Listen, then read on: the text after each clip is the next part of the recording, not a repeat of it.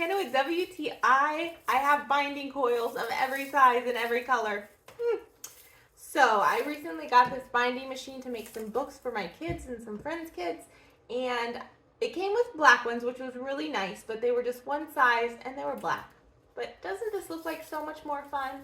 So I love this set because no matter what kind of project I'm doing, whether it's big books or small ones, I have a nice size coil for it. They range from this little 1/4 of an inch one all the way to this blue 3/4 of an inch one and everything in between.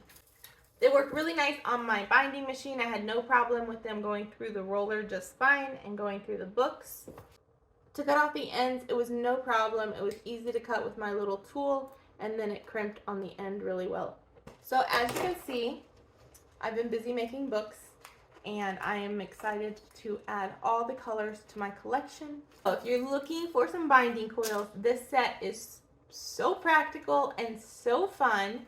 You get all the different sizes that you'll need. You have 120, so you're set for a while, and it's colorful, which is so fun, but that's just my point of view.